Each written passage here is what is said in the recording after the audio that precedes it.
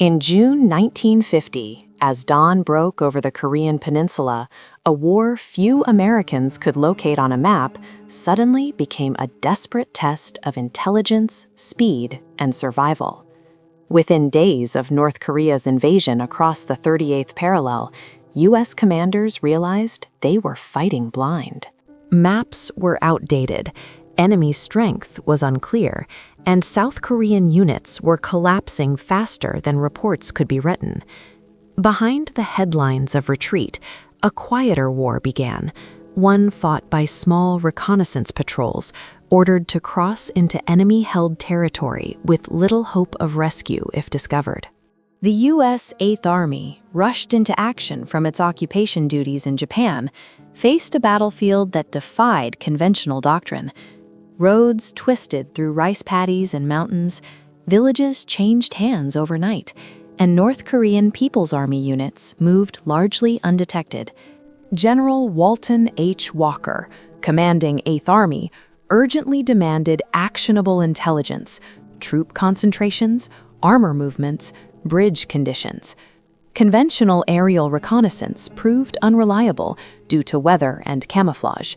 The solution, as it had been in earlier wars, was men on the ground. These early reconnaissance patrols were improvised, classified, and often unacknowledged. They were drawn from the 24th and 25th Infantry Divisions, Rangers activated on short notice, and ad hoc intelligence teams formed under G2 sections. Some were labeled combat patrols, others long-range reconnaissance, but all shared the same reality: moving at night, lightly armed, with radios that barely worked across the hills of Korea. Their orders were blunt: observe, report, and avoid engagement at all costs. Survival was secondary to information. One after-action note from July 1950, later declassified, captured the tone of the moment. Enemy strength unknown, patrols to be dispatched regardless of friendly line stability. It was an admission of desperation. These men were being sent forward not because conditions were favorable, but because no alternative existed. Many patrols crossed lines that no longer truly existed, slipping through gaps where friendly units had already withdrawn. The struggle was immediate and unforgiving. North Korean forces, trained and equipped by the Soviets, controlled major roads and high ground. Patrols moved cross-country, navigating by compass and memory, burdened with SCR-300 radios, limited rations, and minimal cold-weather gear. They slept during daylight hours in ravines or abandoned huts, often unsure if locals were neutral, friendly, or hostile. A single barking dog could compromise an entire mission. Personal accounts hint at the tension. Corporal James H., a radio operator attached to a provisional recon element near Osan, later wrote, "We knew if we were caught, no one was coming. The front line was something we imagined, not something we could see." His patrol returned after 3 days with sketches of enemy roadblocks, information that would shape subsequent defensive withdrawals. Others were less fortunate. By August 1950, as UN forces were pushed into the shrinking Pusan perimeter, recon patrols became both more vital and more dangerous. North Korean units probed relentlessly, infiltrating behind lines at night. The same methods used by American patrols now turned against them. Distinguishing enemy movement from rumor became increasingly difficult. Some patrol reports contradicted others, sowing confusion at higher headquarters. It was during this period that the classification surrounding these missions deepened. Failures were quietly folded into intelligence summaries, while successes were stripped of identifying details. Commanders feared panic if the public or even frontline units understood how porous the situation truly was. Patrols that failed to return were often listed simply as unaccounted for, pending further information that never came. One such disappearance occurred near the Noktong River in late August. A 5-man patrol sent to confirm reports of an enemy crossing transmitted a brief message, "Movement confirmed, multiple units," before radio contact ceased. No bodies were recovered. The crossing was confirmed later by other means, but the patrol's fate was never officially recorded. For the families involved, the war's first mystery had already begun. These early reconnaissance efforts did more than gather intelligence. They revealed how unprepared the U.S. Army was for the conflict it had entered. Training manuals had not anticipated this terrain, this enemy, or this pace of collapse. And yet it was these same missions that bought time, warning commanders of breakthroughs and flanking maneuvers before they became catastrophes. As summer turned to fall in 1950, the nature of the war was about to change. Amphibious landings, shifting fronts, and new enemies would redefine the conflict. But the pattern established in those first chaotic months, classified patrols sent behind enemy lines, some never returning, would continue, growing more dangerous with each escalation. What happened to those early teams was only the beginning of a much deeper and more troubling story. By October 1950, the war in Korea appeared briefly to be turning decisively in favor of the United Nations. General Douglas MacArthur's daring amphibious landing at Incheon shattered North Korean supply lines and forced a rapid enemy retreat northward. Seoul was retaken, the Pusan perimeter dissolved, and U.S. and ROK units surged across the 38th parallel. Yet, beneath the headlines of victory, U.S. intelligence faced a troubling absence of clarity about what awaited them deeper in North Korea. The rapid advance created gaps that maps and aerial photos could not fill. Roads destroyed during the retreat, abandoned towns, and prisoner interrogations offered only fragments of the enemy picture. 8th Army and the newly activated X-Corps urgently needed confirmation of whether North Korean forces were regrouping or if something else was emerging beyond the mountains. Reconnaissance patrols were again the solution, but this time the stakes were far higher. As U.S. units pushed toward Pyongyang and beyond, long-range patrols began operating hundreds of miles from established supply hubs. These missions drew personnel from the 1st Cavalry Division, the 7th Infantry Division, and ranger companies reactivated after World War II. Some patrols were inserted by truck, others moved forward on foot behind advancing units, and a few were quietly lifted by light aircraft onto rough landing strips. Their objective was clear: observe routes leading from Manchuria and identify any signs of foreign intervention. By late October, reports filtering back carried an unsettling pattern. Small patrols described uniformed troops moving at night, traveling without vehicles, and avoiding roads, behavior inconsistent with retreating North Korean units. A patrol operating near Unsan noted discarded equipment bearing Chinese markings. At first, these accounts were treated cautiously. Higher headquarters feared misinterpretation, unwilling to accept the possibility of a broader war. The struggle intensified as patrols were ordered closer to the Yalu River.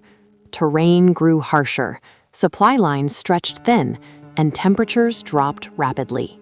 Recon teams adapted by traveling lighter, carrying carbines, minimal ammunition, and carefully rationed radio batteries. In many cases, they were ordered to maintain radio silence for extended periods, reporting only at prearranged times to reduce interception. This isolation magnified the psychological toll of the missions. A declassified command note from X-Corps intelligence in early November stated, "Patrols to confirm enemy presence north of Chosan. Avoid engagement. Confirmation critical." High-ranking officers argue fiercely over the pinned battle map. desperately trying to pinpoint the critical planning failure that led to heavy losses. Shadowy figures, marching in perfect columns. The freezing rain did little to hide their disciplined advance across the icy ridge. The blinding muzzle flashes turned the snowy night red. Terrified U.S. soldiers at Changchong scrambled, desperate for cover that did not exist. His anxious fingers spun the dial, searching through the white noise for a response that never came. Only static answered the desperate call for the missing patrol.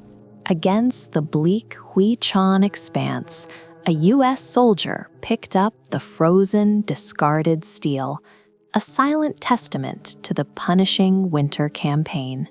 Abandoning their heavy weapons, U.S. infantry units dissolved into a panicked retreat across the smoky battlefield.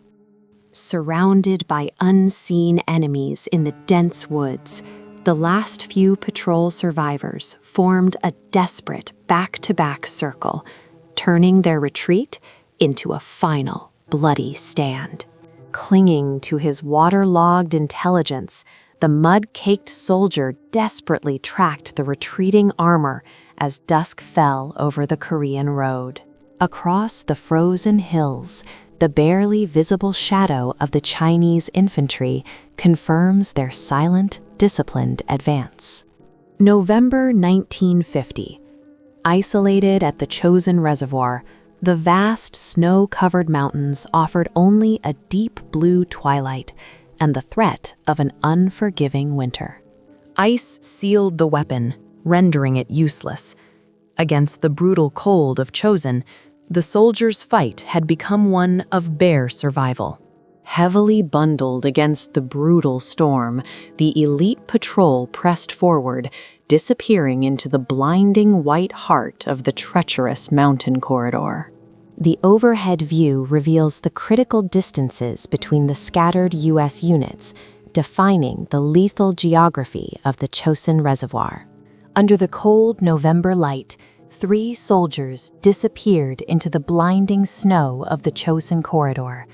They marched toward an enemy they couldn't see, dwarfed by the massive, unforgiving landscape.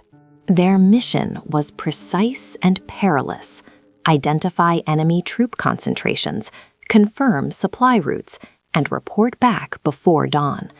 The patrol moved at night, wearing white camouflage improvised from bedsheets and ration sacks. Equipment was minimal: M1 carbines, a Bayar carried by the assistant patrol leader, hand grenades, and a single SCR 300 radio. Every step through the snow risked leaving tracks that could not be erased. The struggle began almost immediately.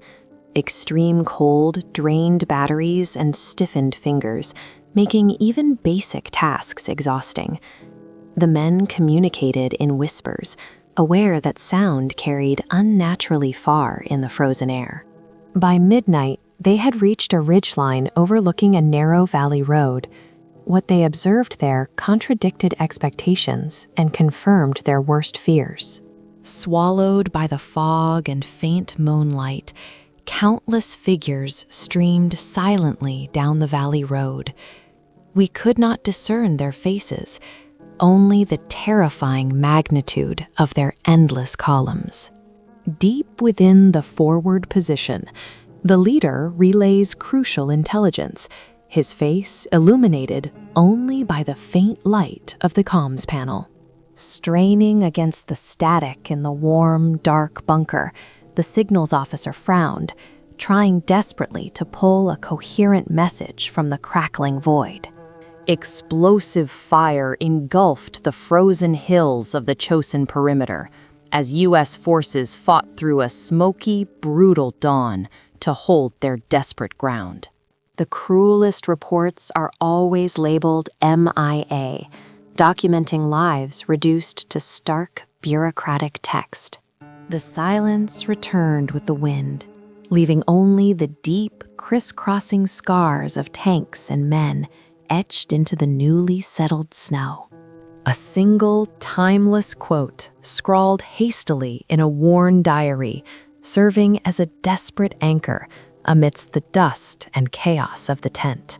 Beyond the written account, the true cost of the Cold War is preserved in silent, grainy photographs of the injured. Decades later, the military file is finally opened, revealing only the carefully preserved absence of key information. Massive columns of men and materiel converged on Hungnam, initiating the largest sea evacuation of the Korean War.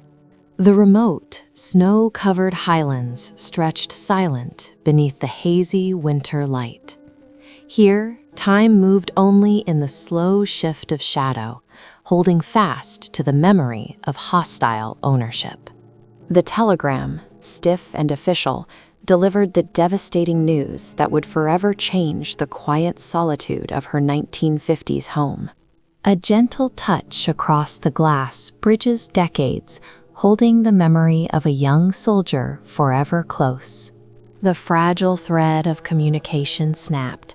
The final signal vanished beneath the turbulent snow and static. Along the stabilized front of the 38th parallel, the tactical unit executed its silent forward reconnaissance under the cover of night. The continuous bombardment defined the landscape as the war quickly devolved into an entrenched, static, and inescapable conflict. Under a cloak of fog, the barbed wire holds the tension of the 38th parallel. Even in the stillness, the border is never truly silent. The Special Operations Team studies the detailed map, absorbing the crucial intelligence before deployment. Insignia of Commonwealth and U.S. infantry units overlook the careful classification of sensitive documents within the Intelligence Command Center. The solemn light revealed the caution etched deep into his profile. Even in the temporary barracks, the veteran's gaze held the distant weight of the field. Hidden sabotage lined the path, but the true danger was localized, moving suspiciously within the window of the quiet village home. Every shadow held a threat. He scanned the open ground one final time before signaling the dangerous advance. A patrol from the 2nd Infantry Division operating near the Chorwan Valley in March 1951 encountered this new reality firsthand. Inserted after midnight to observe enemy trench construction, the 6-man team found their original route blocked by freshly laid wire and listening posts. Adjusting course, they reached their observation point only to discover abandoned positions, an apparent deception. On withdrawal, they triggered a coordinated ambush that left one soldier dead and another missing in the confusion. Reports filed afterwards suggested the missing man may have been separated during evasive maneuvers. Searches conducted at dawn yielded no trace. Officially, he was listed as missing in action. Privately, officers questioned how the enemy had predicted the patrol's route so precisely. Similar incidents across the front raised concerns that operational patterns were being detected. Intelligence summaries from mid-1951 reflect a growing unease. One document noted, "Enemy shows advanced knowledge of patrol timing and insertion areas." The implication was stark. Recon teams were no longer invisible. Whether through captured documents, pattern analysis, or local informants, their methods were being countered. Yet the missions continued, driven by the need to monitor enemy buildups for potential offensives. The psychological strain on patrol members intensified. Veterans described the silence before departure as heavier than the combat itself. Orders were brief, goodbyes unspoken. Some patrols scratched names onto gear or folded letters into pockets, aware their recovery was far from guaranteed. The knowledge that some disappearances were never fully investigated added to the burden. Equipment failures compounded the risk. Radios suffered interference. Batteries drained quickly in cold nights, and artillery support was often unavailable beyond the main line of resistance. A compromised patrol could expect no immediate assistance. Survival depended on stealth, discipline, and luck, factors that could vanish in seconds. Despite the dangers, these missions yielded critical intelligence.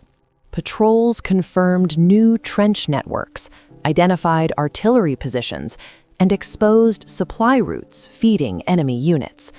Their reports shaped defensive planning and saved lives. Yet success remained largely invisible, while failure left permanent scars. By late 1951, the war had settled into a stalemate defined by hills with numbers instead of names. Negotiations began at Panmunjom, even as fighting continued unabated. Reconnaissance patrols now served a dual purpose: tactical intelligence and strategic signaling. Each incursion carried political implications, increasing the sensitivity surrounding any loss. As casualty lists mounted quietly within intelligence sections, families back home continued to receive carefully worded notifications. Missing during combat operations became a familiar phrase, offering neither closure nor clarity. Many cases were sealed, their details buried under layers of classification. The pattern was unmistakable. Patrols went out, some returned, others did not. And with every unresolved disappearance, the shadows between the lines grew deeper. The war was no longer about sweeping victories, but about endurance, secrecy, and the unanswered questions left in the wake of missions few would ever know occurred. By 1952, the Korean War had become a conflict defined by exhaustion. Front lines barely moved, negotiations dragged on without resolution, and casualties mounted quietly in places that never made headlines. Yet behind this stalemate, classified reconnaissance patrols continued to operate with undiminished urgency. Intelligence remained the currency of survival, and commanders were unwilling to blind themselves, even when the cost were men who might never be recovered. These later patrols were among the most dangerous of the war. Enemy defenses were now deeply layered, with interlocking fields of fire, listening posts, trip flares, and pre-registered artillery zones. North Korean and Chinese units had months to study terrain and anticipate movement. Any patrol crossing the main line of resistance, long-range missions were typically assigned to experienced soldiers from infantry divisions, such as the 25th and 45th, often volunteers with prior patrol experience. Some operations were conducted in coordination with South Korean units or CIA-linked intelligence elements, adding another layer of secrecy. Patrols were briefed only hours before departure, with objectives narrowly defined: identify new trench systems, confirm artillery repositioning, or locate supply dumps hidden in ravines and caves. One 1952 patrol near the Punchbowl region of eastern Korea illustrates the risk. Sent to confirm reports of a new enemy bunker complex, the team moved under cover of darkness into dense forest. According to a later intelligence summary, they reached their objective and transmitted partial findings before radio contact became erratic. When the patrol failed to return, a follow-on sweep discovered shattered equipment, a damaged radio, and signs of a violent engagement. No bodies were found. Such scenes became disturbingly familiar. Intelligence officers compiled reports noting abandoned packs, blood-stained snow, or collapsed fighting positions, evidence suggesting last stands rather than orderly withdrawal. Yet, without remains or witnesses, official conclusions remained vague. In many cases, files were closed with the designation "presumed killed in action," offering finality on paper, if not in reality. For families, these classifications meant years of uncertainty. Missing soldiers were neither fully mourned nor properly honored.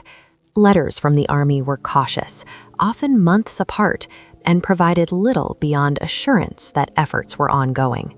Some families learned decades later that patrol missions involving their relatives had been classified at the time, limiting what could be disclosed even after death. Within the Army, unease grew. After-action reviews increasingly questioned the value of certain deep reconnaissance missions, given their high loss rates. Some commanders argued that aerial photography and signal intercepts could reduce the need for human patrols. Others countered that technology could not replace a trained observer close to the enemy. The debate played out quietly, never openly acknowledged amid ongoing negotiations. By mid-1952, patrols were often directed to recover evidence as well as observe documents, insignia, or equipment that could clarify enemy intent. Ironically, this increased exposure time in hostile areas. Some patrols altered extraction routes to avoid known ambush points, only to encounter new ones. Survival hinged on adaptability, but chance remained the defining factor. Deep within the dusty archive, bureaucracy and secrets sit tied together under stamps reading "Hold" and "Sensitive." The declaration of armistice signed echoes against the silent, stark reality of the DMZ, where a truce became a permanent, frozen boundary, guarded by abandoned watchtowers. The white-gloved archivist shelved the box, marking the moment unresolved personnel moved from active search to official history. The archive is sealed. What is contained within must never see the light. In a dusty box, the memories of the forgotten war are shelved, overshadowed by the dramatic headlines of the conflict that stole the spotlight. Decades of secrets remain buried beneath thick layers of black ink, permanently obscuring the document's true contents. The manual cross-reference of long-lost MIA records against the newly surfaced operations log was the final, agonizing step toward historical revelation. All information redacted. Only the undeniable authority of the stark National Security Exemption stamp remained. The JPAC team employs cutting-edge forensic science to identify the fallen. Every recovered bone fragment represents a step toward finally bringing a hero home. Under the golden light, the dolly moves from a newly etched name and date to the stark final word, unknown. The past is visible in his reflection. A lifetime of service is conveyed in the quiet stillness of his gaze. The papers held secrets too dangerous for the dawn. Under the cover of darkness, he ensured the entire operation vanished into smoke. After years of uncertainty, the simple embrace said everything. This long-awaited news dissolved into tender tears of absolute relief. She inherited the box of military history, but the lack of accompanying documentation only deepened the mystery of her grandfather's task. From sepia patrols to digital streams, modern analysts work to understand how the operations of the past shape the threats of today. Against the crushing scale of the remote peaks, these men were mere specks, shadows swallowed by the silent mountain pass. The historical front lines are precise, yet these strategically circled redactions represent the only true remaining unknowns of the conflict. Lost history is often found in the smallest fragments. Using patience and precision, the researcher brings the ancient text back to light. A solemn figure traces the names etched into the cold stone.